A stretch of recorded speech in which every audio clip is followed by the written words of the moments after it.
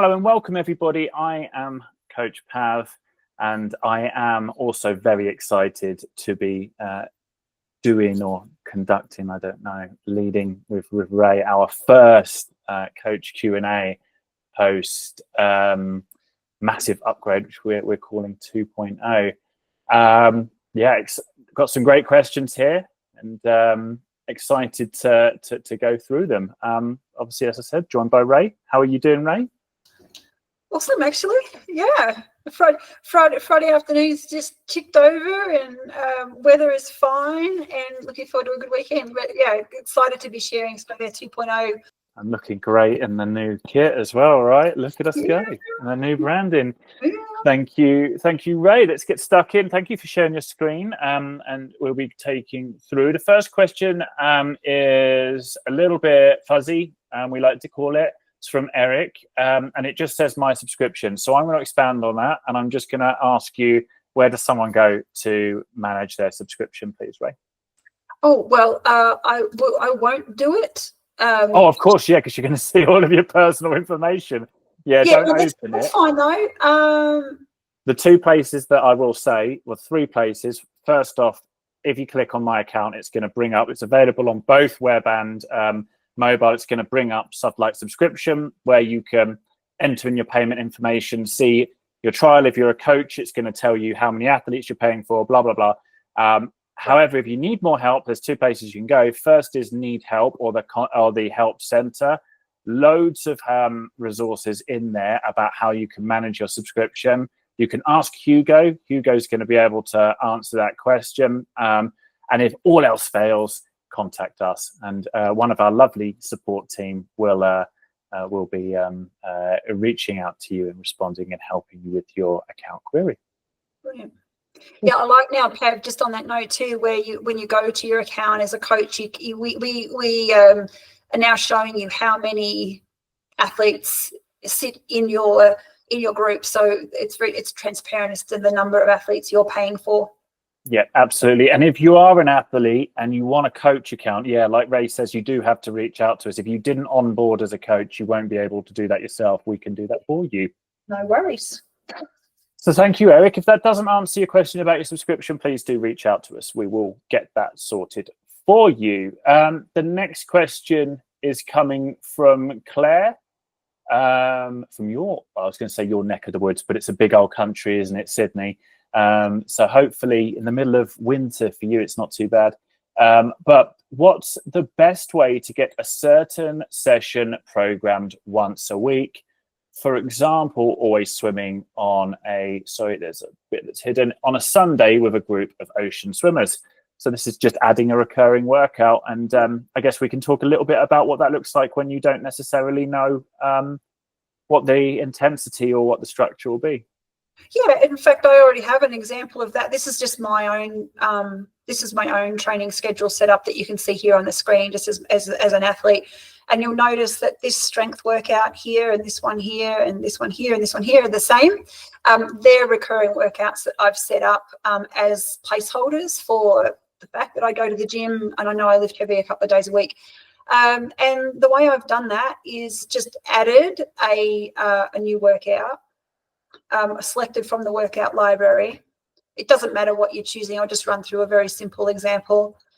It could be the Sunday morning group ride, right? And then maybe you're expecting there could be a little bit of tempo in that, maybe some hills, and it's going to be, I don't know, anything from 2 to 3 hours long. You're going to pick from the workout library. You can search and use the filter and select a workout that you think is going to mimic as close to as possible the workout that you're going to be doing in your group scenario or your recurring workout, right? I'm just picking one randomly, selecting that.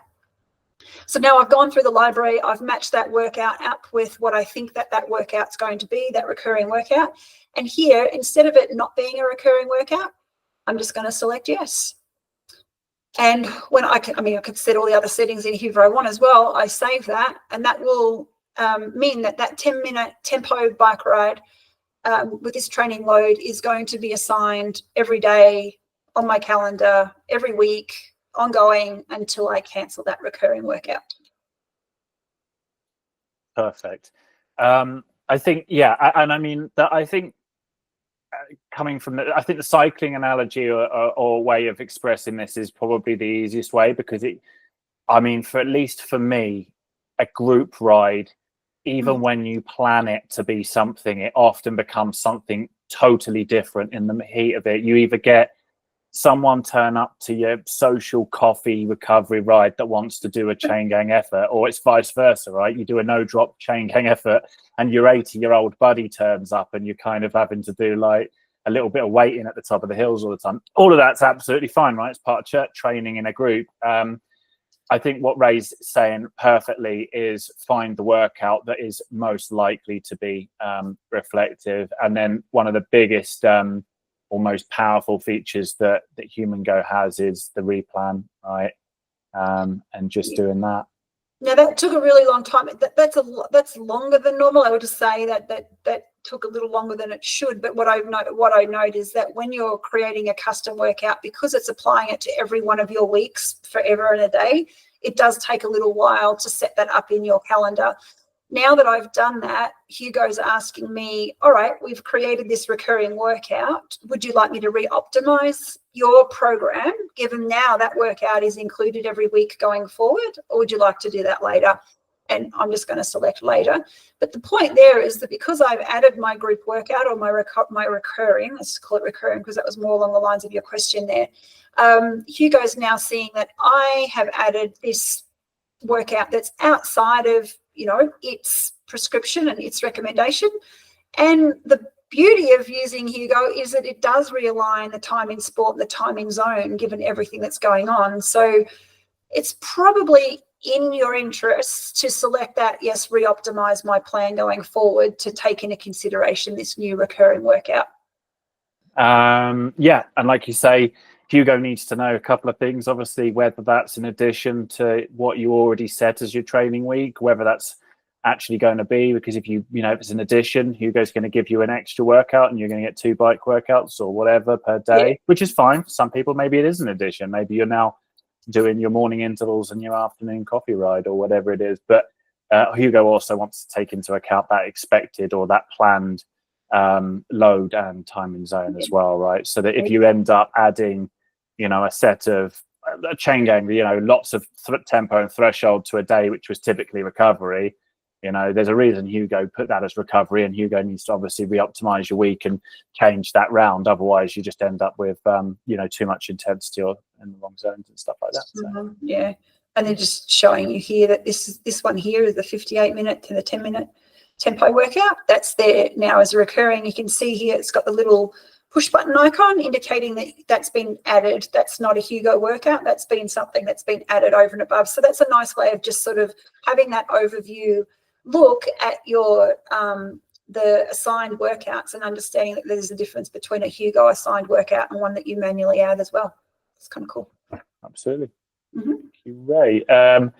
Claire, will HumanGO change my plan as I get fitter in terms of threshold or race pace, or do I need to do testing workouts? That's a great question. So it's about what happens in terms of the progression over a long period of time, and should you add anything?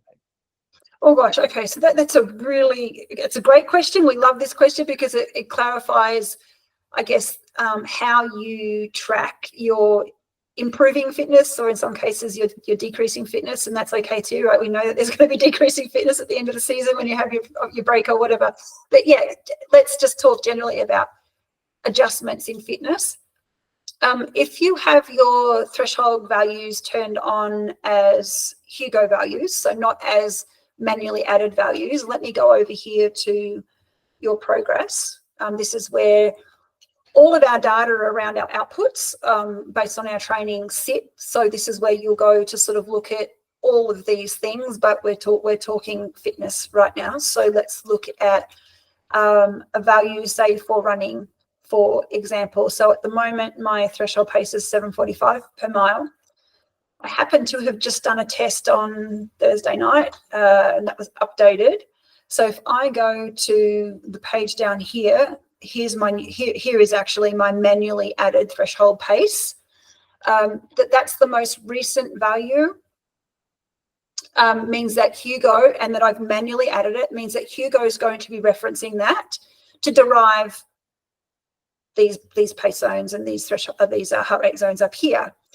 Now, I'm confident in that test. I had a good amount of base fitness. I was confident that I went out and I did a 30-minute time trial running on relatively flat terrain, and I was pretty happy with that 7:45 pace. But if I wanted to add a new value, I can just go up here and select it. I mean, the threshold pace, threshold power, max heart rate. In this case, we're talking about pace, and I can add a new one there. Because the date is new, that will mean that HumanGO will refer to that then ongoing until that changes. There's a secret little nuance in treating these threshold paces that you've manually added if you want HumanGO to start calculating that for you. And what that means is then data that HumanGO is evaluating is going to determine what recommendations HumanGO makes around your threshold paces. And what you'll have to do is select these, to do that, is to select these three dots on the right and select archive. And once you've archived all of your manual threshold values, HumanGO, you'll see, and I don't want to do it because this is my real live account, but once you've archived those values, you'll actually see a new one pop up that'll be HumanGO estimate, and it'll be a new value, and that will be, what do we call that, Pav? I'm missing there's a HumanGO dynamic. It's going to be HumanGO dynamic, and that will be updated as HumanGO is evaluating your training. So there's two ways of looking at it. Depending on probably where you're at in your season, what your goal is, what you know, sort of how much confidence you have in the training and the data that's coming through. Maybe you're happy to have HumanGO evaluate that for you. I quite like doing the testing on a pretty regular basis. I tend to train pretty solidly for 6, 7, 8 months of the year, so I just incorporate that into my routine. I can either ask HumanGO to add a data set for me, or I can manually add that myself. So there's lots of ways of approaching it. I think this is a really powerful tool for coaches to know that you can hand that over to HumanGO to calculate for you, for your athletes, but you don't have to either. There's plenty of ways that you can use that in the My Progress page that make sure that you're being accurate and timely with how you're updating your values for your athletes. Cool. I'm glad you remembered HumanGO dynamic because I was blanking totally. I know, I did too for that too. Like, hang on, it's called something new in it. Yeah. And it makes sense too because it is HumanGO dynamically evaluating your training. Yeah, I love it. Yeah. Could you also just go to the plan and then show the assess performance, please? Just because we have our new testing protocol coming in very soon. I'm just going to say the date right now is 13th of, it's Friday the 13th. I've only just noticed it is, yeah. Friday the 13th of June. And we're forever saying it's 2 weeks for something or new features, but we do genuinely think our new testing is going to be in soon. So yeah, so from the plan screen, it's the same on the mobile. You just press the little, it's a different icon on the mobile, but it's performance assessment. Here we go, Ray.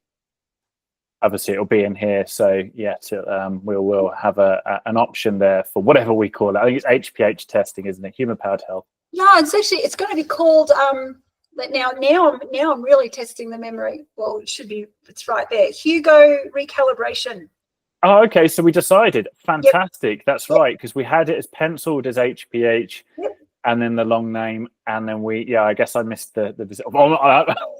No issues on that, but yeah, awesome. Yeah, HumanGO recalibration will be a new option there, and yeah, we're probably a couple of weeks away from that, right? Yeah, I think so. I mean, we could have had it. I think we're just polishing it at this point. I know we've got all the protocol. We're going to do the videos, aren't we, Ray? So I think, it'd be good. I'm just super excited about that because it's we oscillated between using the HPH name and branding to market those tests because they are as close to lab quality as you can get and still do a test at home. And I think that's really important for coaches because we want the data to be as accurate as possible, those threshold values and pace values to be as accurate as possible for our athletes. And this new HumanGO recalibration test will be just that. Very similar in protocols that we've used in the past, but it's in-house and we have the option of doing it as a 1 or a 2 day test, which is awesome as well. Gives the coach a lot of flexibility. And 3 days actually, maybe in the future. That one's coming too, yeah, maybe. And just before you click off, HumanGO recommendations, obviously just based around when you're going to have the next best form, basically. So as you can see, Ray, you've got some going on in the next couple of weeks, but then it's a big old jump to end of October. Then I guess that's racing, is it, Ray? You've got a lot of races or something, Roth and stuff like that, haven't you?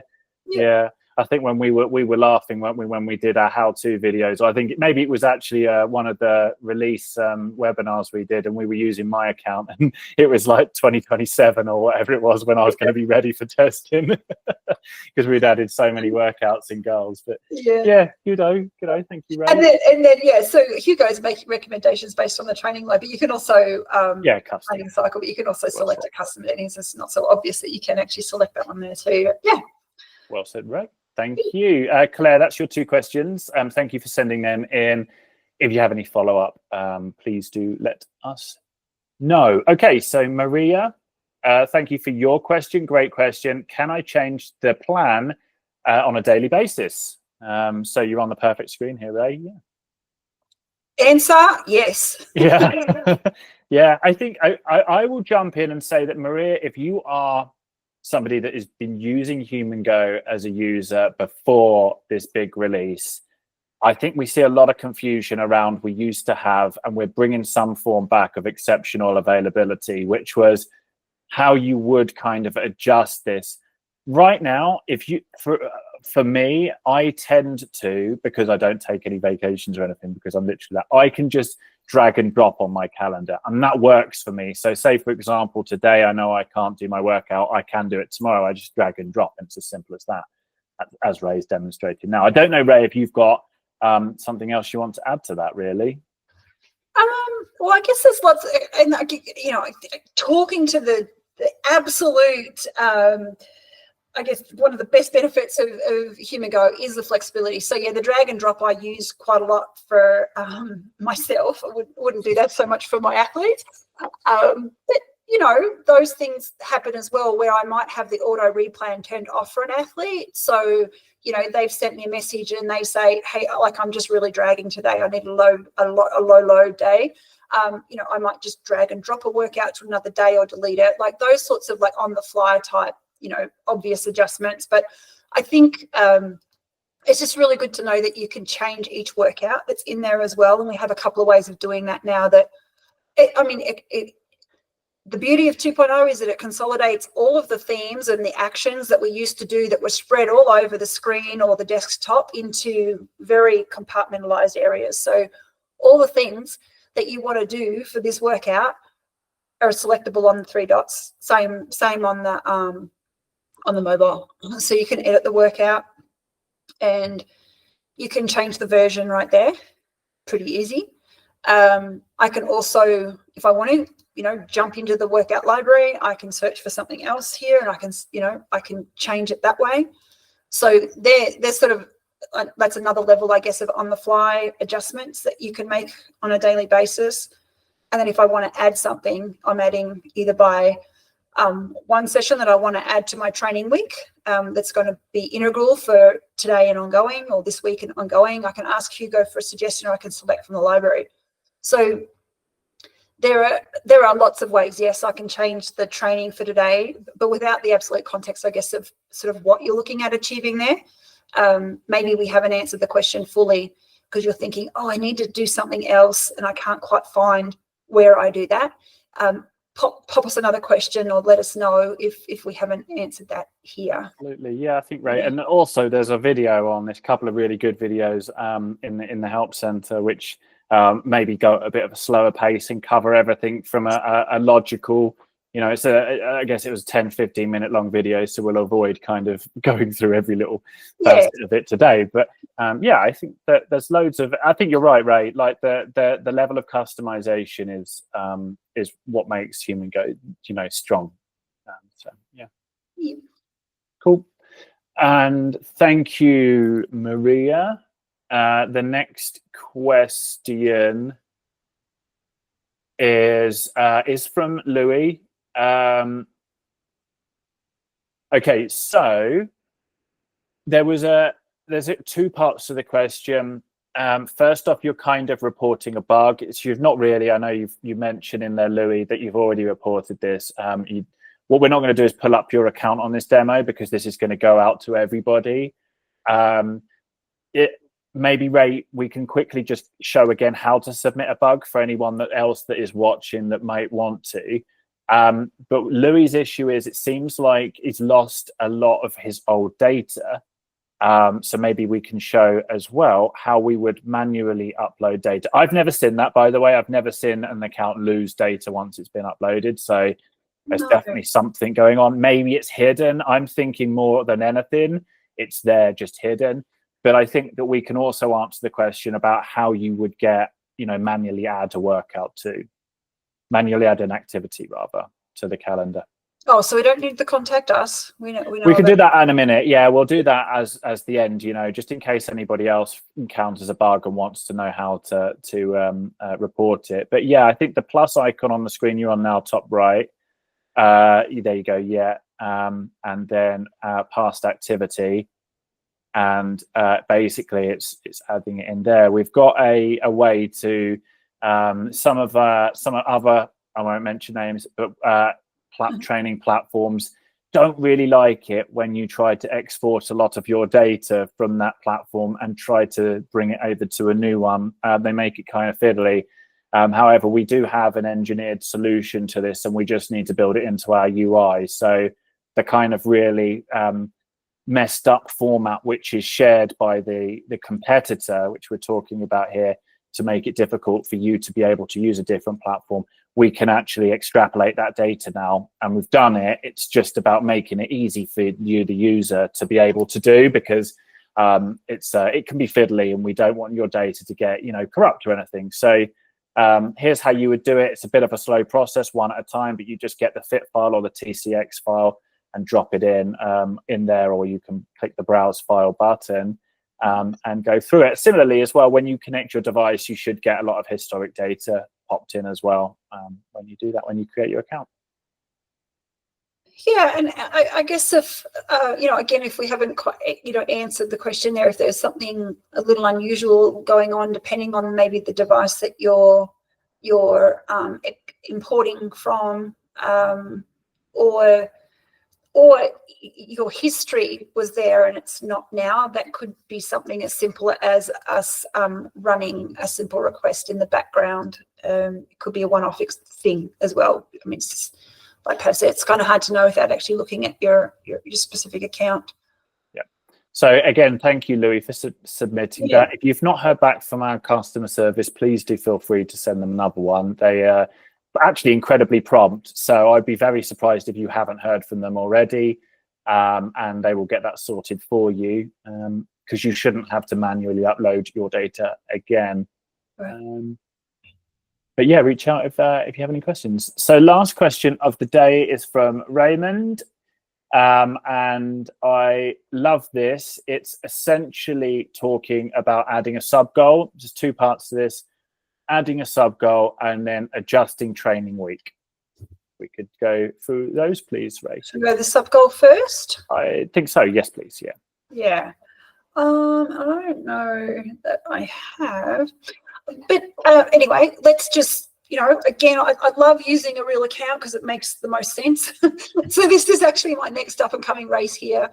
And you can see when I came to this from selecting the goals, the bullseye icon from my calendar screen, my view, and these are all my up and coming races. Now you can do this one of two ways: add the sub goal by selecting this little icon here, or the top right hand side, add sub goal. So we try and make it as easy as possible, and just by clicking on that, you're going to select what kind of event you're going to add.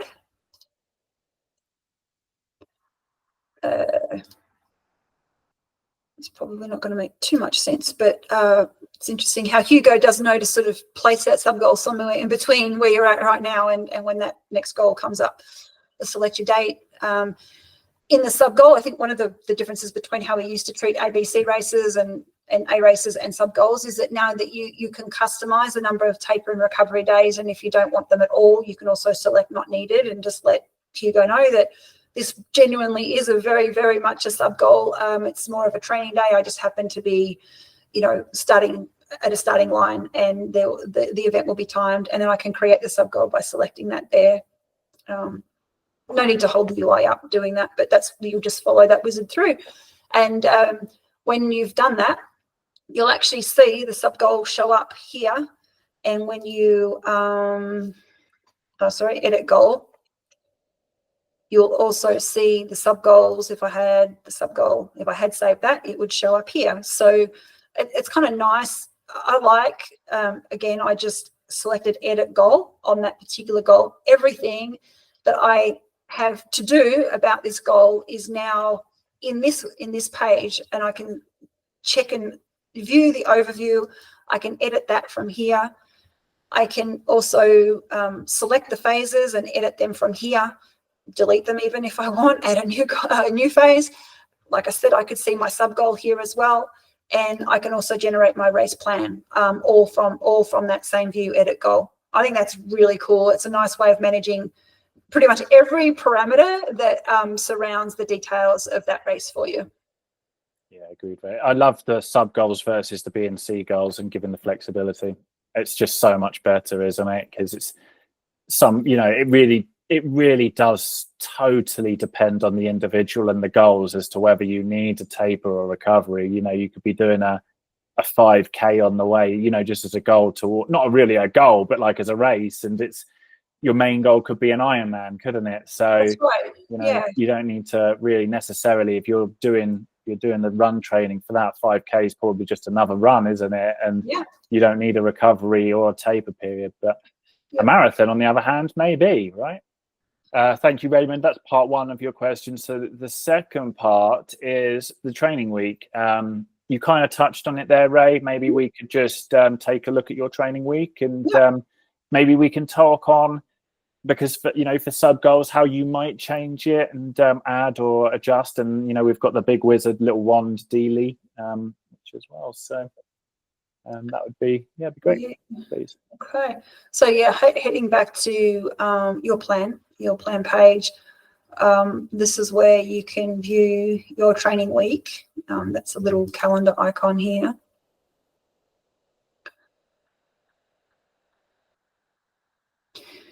Every goal that you've added, at some point in that adding of the goal process, you've been asked to create the training week for that.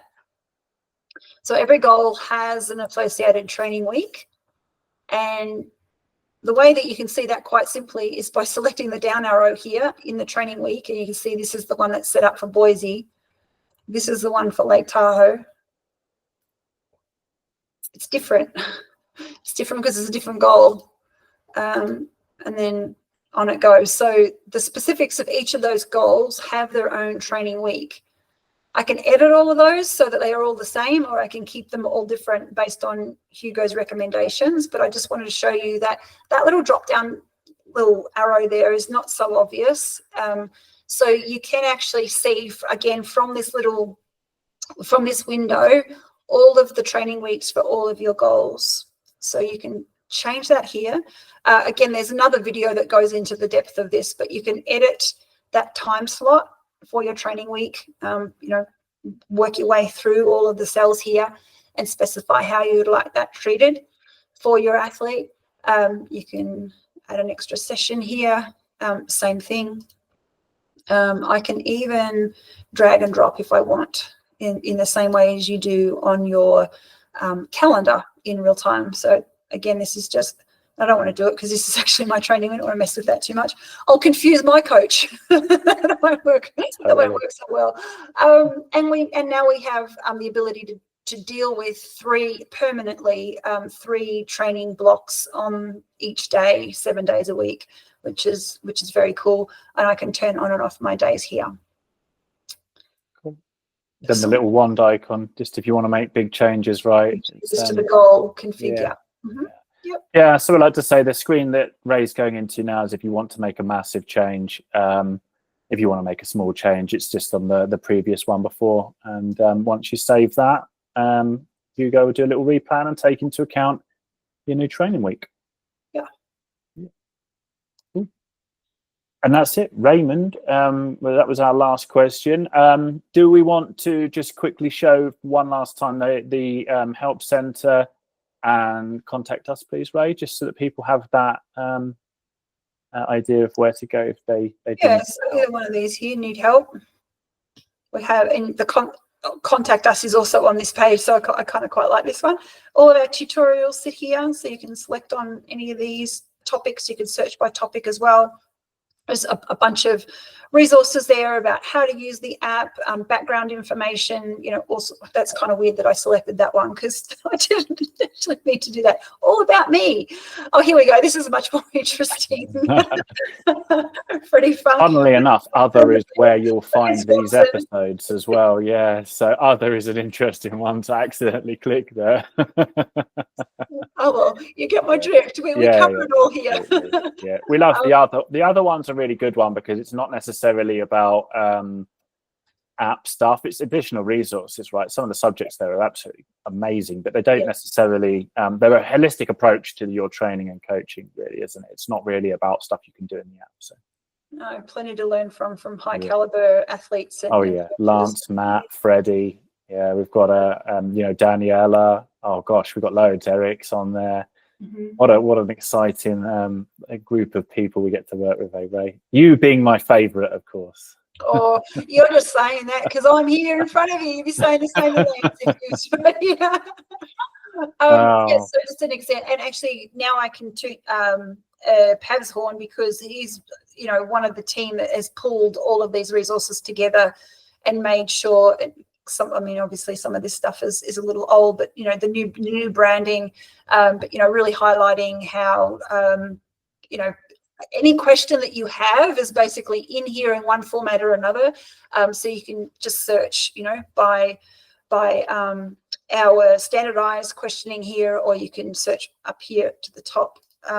In the top cell, and then we've got our glossary, which is another expansive resource just to understand some of the more scientific or technical terminology that we use in the app, and some of the values and how they're calculated, that kind of thing, just to give you, if you're really looking at searching and going deeper, the glossary is awesome.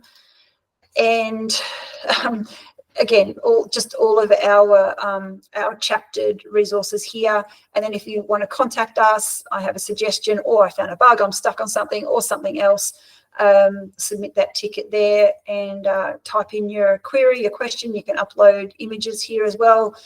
Well said, Ray. Well said. Thank you so much. And everybody that submitted a question, appreciate you doing so, really, and looking forward to helping you. If you have any others, please do follow up with us, and onwards, Ray. Onwards. Oh yeah, absolutely. Thanks all for the questions. Appreciate it, and keep them coming. Thanks, Ray. You bet. Thanks, Pav. Cheers.